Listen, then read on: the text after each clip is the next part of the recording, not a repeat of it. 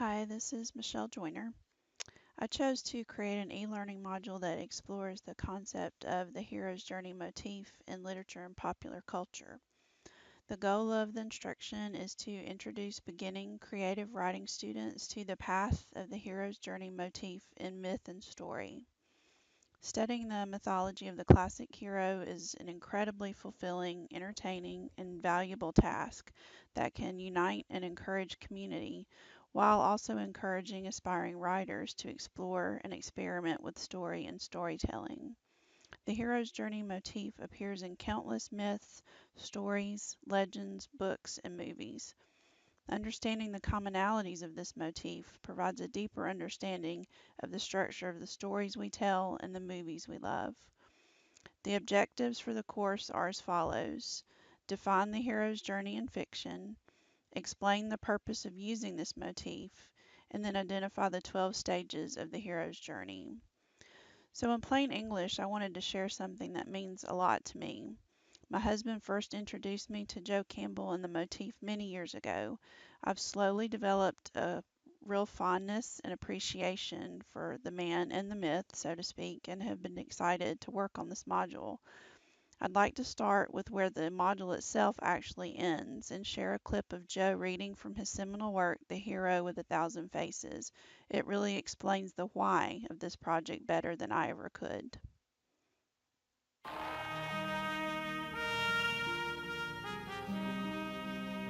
We have not even to risk the adventure alone, for the heroes of all time have gone before us. The labyrinth is thoroughly known. We have only to follow the thread of the hero path. And where we had thought to find an abomination, we shall find a god. And where we had thought to slay another, we shall slay ourselves. And where we had thought to travel outward, we shall come to the center of our own existence. And where we had thought to be alone, we shall be with all the world.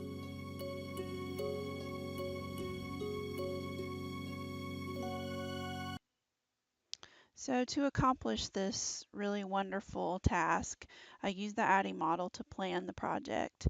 Audience analysis revealed that 18 to 22-year-olds who are the target for this creative writing course are generally unfamiliar with the hero's journey motif.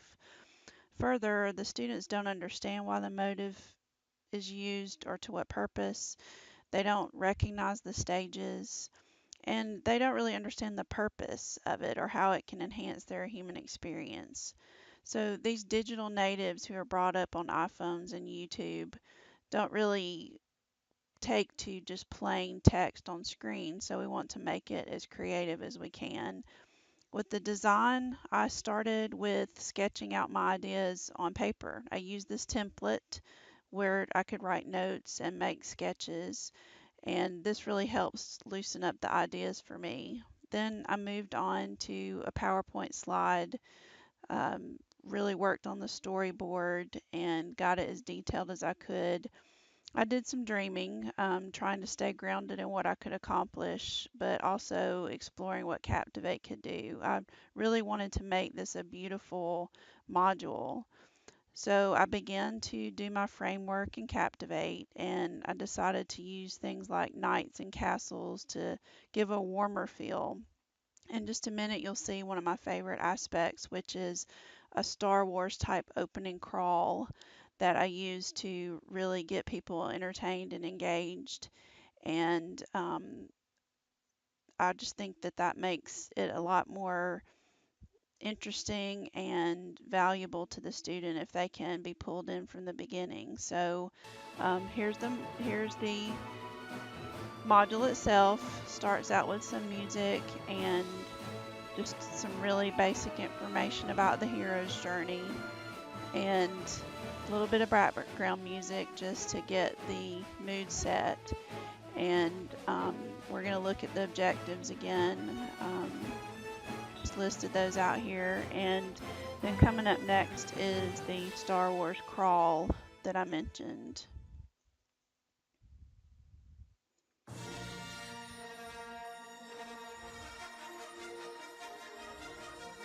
just thought this would be a fun way to bring people into the experience.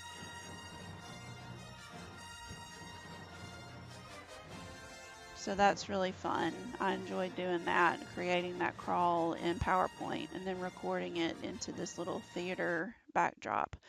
So before we look at the rest of the module, I just want to talk about Captivate's role in the development phase. I tried to use as many tools as I could, click boxes, embedded a YouTube clip, used color, sound, and art.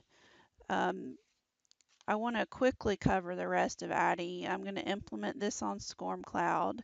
And then there's a non-graded quiz in the middle that I'll point out, as well as a typical quiz at the end.